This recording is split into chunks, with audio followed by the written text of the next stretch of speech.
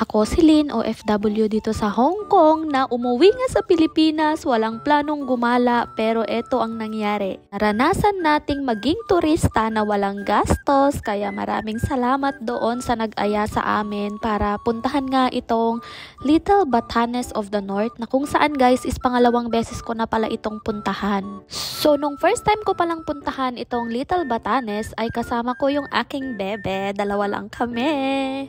At etong second punta ko naman ay buhat-buhat ko ang aming baby na kung saan guys ang lakas ng hangin kaya medyo tinitigil-tigil ko dahil yung bata naiingayan talaga siya sa hangin ba.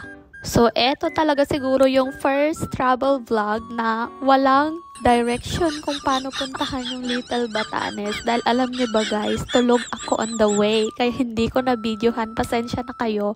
Ang na-videohan ko na lang is itong paakyat kami na medyo ang hangin nga talaga guys, parang hindi ata maganda yung timing ng punta namin pero sige go, nandito na kami so ilalaban na rin namin ito. Mabuti na nga lang guys at mahangin pero hindi ganun kalakas yung lamig, so kinakaya pa naman namin guys. Ang lakas lang talaga ng hangin, halos hindi mo talaga marinig yung katabi mo. At syempre, baka tanungin nyo ko kung sino yung videographer ko. Ang videographer ko ay ang ina ng baby na hawak ko guys. Hindi namin baby ng bebe ko yan. Huwag kayong advance mag-isip. So, balik nga tayo dito sa pinuntahan nga namin na Little Batanes of the North na kung saan matatagpuan po ito dito sa Kaunayan, Pagudpud, Ilocos Norte. So kung nandito na ako sa Pilipinas guys, ay pwede nyo akong kontakin at i-message at sasamahan ko po kayo dyan. Bali ang pagpunta po dito ay wala po siyang entrance fee pero medyo malayo po talaga siya dun sa highway. Pero accessible naman dahil napakaganda na po ng daanan. Pasensya na talaga guys dahil nakatulog talaga ako kanina. So pagdating mo nga dito sa tuktok guys is makikita mo talaga na yung dagat ay heart shape siya talaga dito sa banda rito.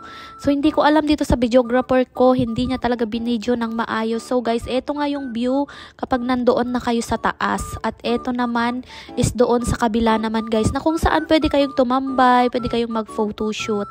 At alam nyo ba, nung pagpunta namin dyan, napakadaming ang nagpo-photoshoot ng kasal.